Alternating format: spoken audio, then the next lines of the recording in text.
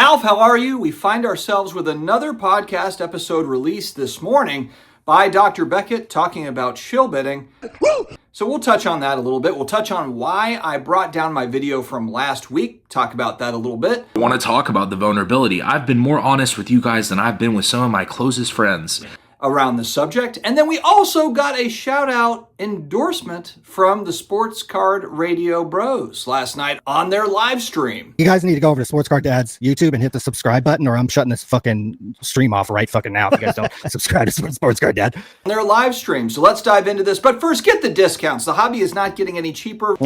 SCD 25 coded the shipping and billing screen to get $25 off your first PSA submission over there. Tell a friend, tell somebody that maybe has not gotten that first submission in yet. Save $25, SCD 25 code. JustCollect.com, you got a collection to sell, maybe half the collection, 10% of the collection. Where do you go? Easy appraisal form on my very own Just Collect landing page that I've got. It's all in the video description as well as the pinned comments, all the promo codes. We are the Groupon of the hobby. We will get you those discounts and promo codes. Make sure to check out my video description as well as the pinned comments. All right. So Beckett put out a part 3 to this, where I'm sure a lot of content creators coming through this trying to figure out how do we respond. I'm not quitting. I'm evolving. It just feels like the never-ending story at this point. What is the secret of the never-ending story? But that's impossible!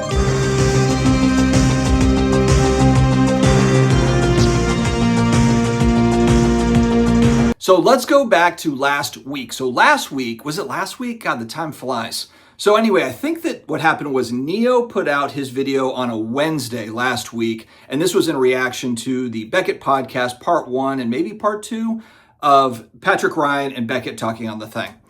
And I put mine out on Thursday, I think. I think his was on Wednesday, mine was on Thursday. Then he called me on Friday morning, Neo did, and was like, hey, I heard from a third party, heard from an attorney, essentially, and Neo decided that he is going to pull down his video. And something to the effect of that maybe some of it was taken out of context. Now, there's a lot of different ways to view it. There's a lot of different ways you can go about this. But I was thinking about, okay, well, I could clip out certain parts of my video, but then I'm like, but then is this part going to make sense or that part? And so it's just too much of a hassle. I think if you know me and my channel and Neo's channel, we put out a lot of content just about daily videos. I think we're the only content creators in the space that have gone pretty much daily for the last 5.5 years. So for me, I put out a video and it's not as if I sit there and I just fawn over it like, look at that beautiful thing. I'm on to the next video. That's just the way that my cadence works, and that's how I enjoy doing it. That's what I've been doing for almost 6 years here on YouTube. So I was thinking about it. I was like, I could parse this thing out. I could cut and paste and whatever, maybe cut out certain parts, but then I'd have to remake the video. And I was like, this is too much of a hassle. I'm just going to pull it down. And so that's why I pulled it down. Had nothing to do with sponsors. I think that Neo had already mentioned this as well on his end. I saw some chatter about, oh, it's because of sponsors. Everybody's always knows everything. Everybody thinks they know when they don't really know.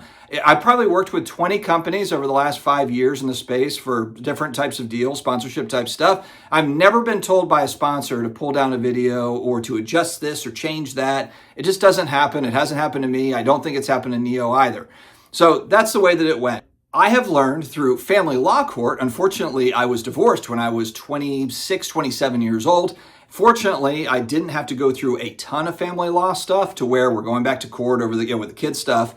Fortunately, I didn't have a ton of it, but I did have a couple of instances because when I got divorced, my kids were 5 and 3. They were young. So you got 18 years there, have some disagreements, you end up going back to court. But what happens in family law court, you're just throwing money away to lawyers. Even if you're in the right, it doesn't make a difference. It still costs money to go defend yourself, show evidence, whatever. It all costs time and money that I don't want to deal with.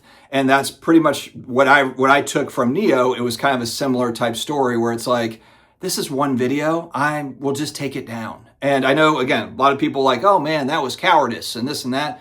That's fine. If you want to deal with that, that's maybe you have loads of time to deal with it. Maybe you want to spend the money and do all that stuff. That's great. That's on you guys if you want to do it. But I know a lot of people too that had called this out. They don't even have channels. They don't even make content. So again, it's kind of rich when you have people coming in that don't really have any skin in the game, that are just coming out and firing off what they would do, even though I haven't seen their videos, haven't seen anything from them.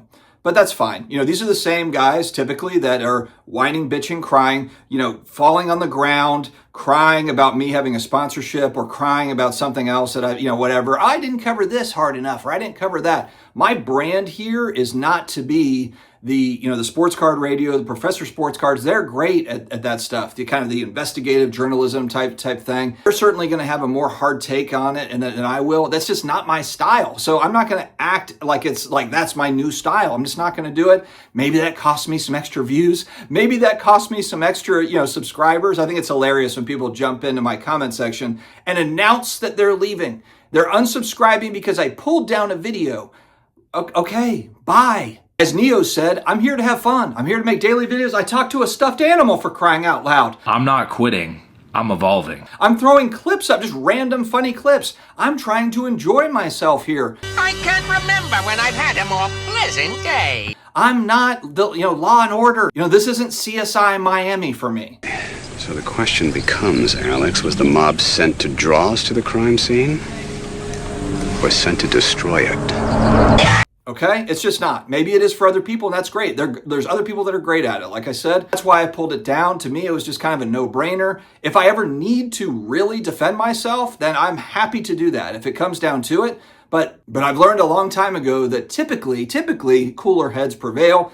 And so here we are, my friends. Now, my dealings with Patrick Ryan and Dr. Beckett. So I've never met Patrick Ryan in person. All of the interaction I've ever had with Patrick Ryan is mainly positive, usually just through IG and different things here. I'll ask him a question about something. Shared a couple of my videos before, like, hey, this was a good conversation. All in all, like pretty positive interactions, but I haven't had a ton of interaction with him. But like I said, mainly it's been positive. For Beckett, he's been on my show a couple times. I've been on his podcast a couple times going back over the last 5 years. Again, not a guy that I see every day. I have met him in person. I met him in person once going back to the Mint Collectible show, which is now gone. It was done by Collectible and IMG Academy, I think, put that on. I met Dr. Beckett at that show. All in all, always been a nice guy to me. That's all I can really say. I think that everybody has to look at each. There's a part 1, there's a part 2, and there's now a part 3. Everyone will have to decide on how they feel about it. I did look at the comment section for part 3 of Beckett's Sports Card Insights, and it was not kind. I mean, people were just not happy with it. And I think that people are just not happy with the situation in general. I think there's a couple of things at play here. When I look back at the part 2 of this series, the way that I took this, it sounded like two rich guys talking. And anytime you have guys like this where they're talking kind of, like they're big and bad and, hey, well, we're pretty well off. And, anytime anybody, it wouldn't matter if it's these two or anybody else, the reaction that you're going to get is not, man, look at those guys. That's so great. The typical reaction to that is going to be like, man, they just think that they are hot stuff. They think that they are above everything and everyone. And then you throw in the subject matter here, and it doesn't really help matters, doesn't really help them. Patrick Ryan, if you look at his content, I think that he would admit too, I mean, he flexes a lot. He's got a huge collection. It's multi-million dollars of collectibles. He comes across as a cocky guy. Sometimes he shows some humility. For the most part, he comes across as a guy that's fairly cocky. So again, if you just if there's just a little inch, if you give anyone an inch, and in this case, I think that there was more than an inch that was given here, and people are going to run with it, and that's what's happened. So I think if we just look at kind of the facts here, Patrick Ryan did say that he bid on one of his own items. We know that for sure. We don't know the depth of it. We saw the screenshot, of course, of the Jordan, the auto, where it showed that he was outbid, and he did say, I have bid on my own item. He has said that. The part that we really need to know, and I thought Teapot went on SCR last night, and they did a live stream, and Teapot was accused of pumping up Detroit Pistons cards. And so his response is he posted, I guess, in his story on IG, his bid history with Fanatics Collect.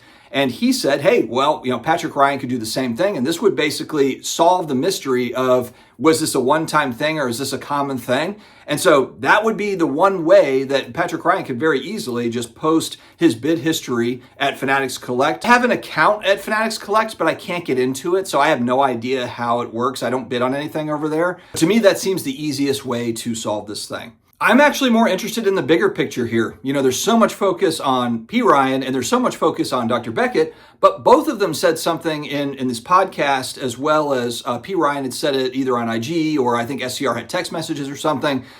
Just that there's a bigger thing happening here. That's what I'm more interested in. sure, you got these two guys and whatever, and everyone can cast their judgment and do it, have an opinion, whatever. That's great. But you know what interested me more is the comments of, this is widespread.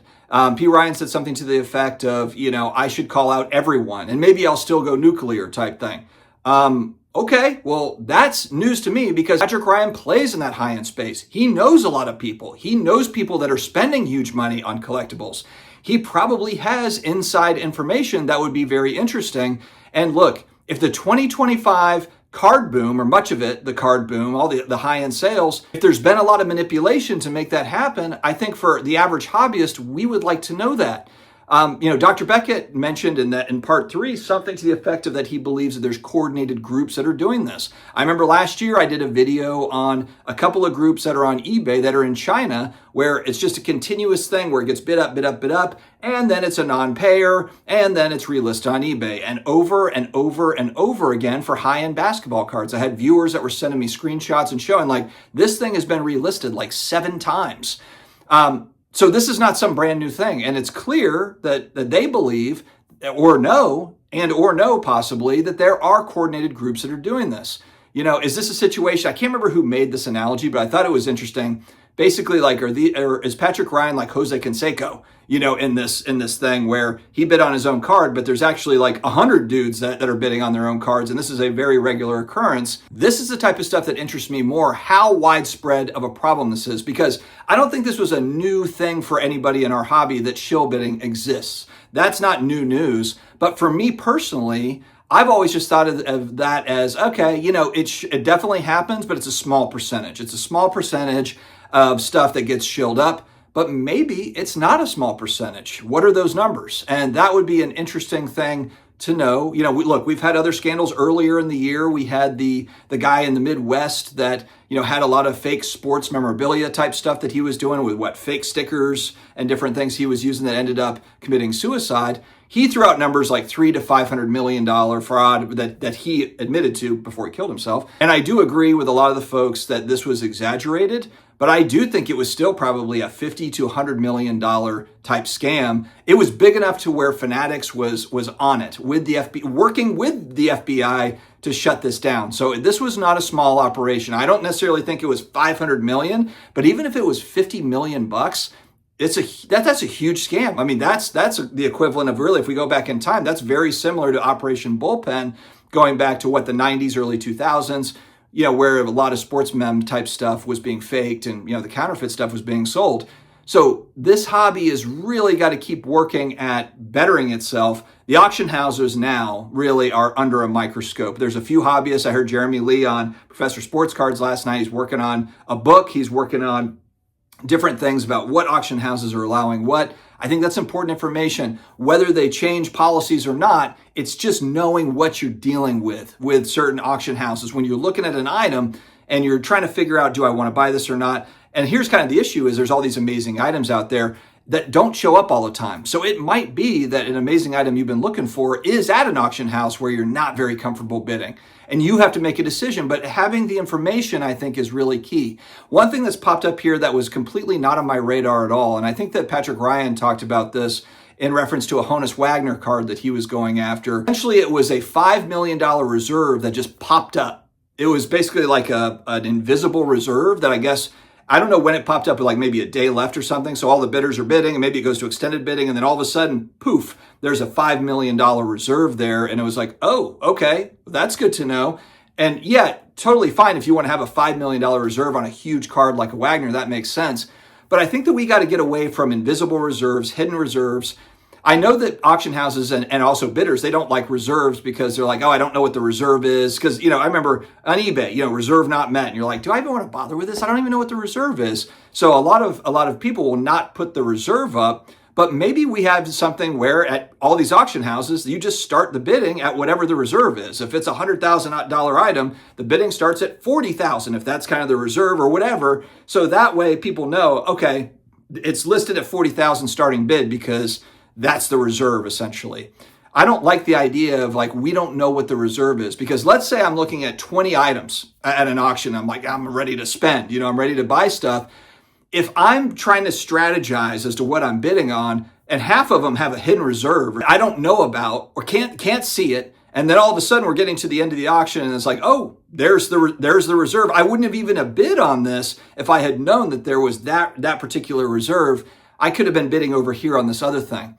The transparency will actually help buyers. I think that this is a little short-sighted where I don't know if it's the auction house or what that's making these choices. By not being transparent, it's turning away high-end buyers. It's got to be. It's got to be where people get in on this and they're like, I just don't know what I'm dealing with here. I'm going to go spend my money elsewhere. I'm not going to buy, or maybe I'm going to do a private deal. Maybe that's why we do hear of more private deals. And people always turn their nose up to, oh, it's a private deal. It's probably manipulated or whatever. But do you want to do a private deal with a collector on a card that maybe has a really rare card? Or do you want to risk, some auction house weirdness? And I think that these are now questions that people are starting to ask, which I don't think that that's a bad thing when the industry has just turned into, multiple billions of dollars a year. Clearly we need to clean up, continue to clean up. There's a lot of focus around, on whatnot. They've now instituted different rules for live selling on, for repacks and for box breaks. You're starting to see that get cleaned up a little bit, or at least an attempt to. I think the auction houses will probably have to respond to this because I do think there will be a shift, especially if there's more information to come. Like I said, the biggest thing that came out of the conversation between Patrick Ryan and Beckett to me is that there is they have a belief that there are coordinated events happening, that there are people bidding on their own stuff, that there is more to the story, and that's the part that I think that we should really be caring a lot about as we move forward. So like I said, watch all 3 of the Beckett podcasts, and then also Beckett is going to be on Hobby Hotline, he said, on the 22nd of this month. So he'll be there live, and I think you can call in. They have a whole show around this to where he can take questions and he can also try to clarify or whatever. I'm not here to be the judge, jury, on all this sort of thing. Everyone's going to have to decide for themselves on what they think about this. And the hope is that we're putting a lot of effort in to make this thing better, to make it more transparent, and just to make it more of an easier, frictionless buying experience where people are not like wondering about shenanigans. I think that that's where we all want to get to. So let's just keep working at it. Friends, have an amazing day ahead. Stay healthy, stay awesome, and I will talk to you again later.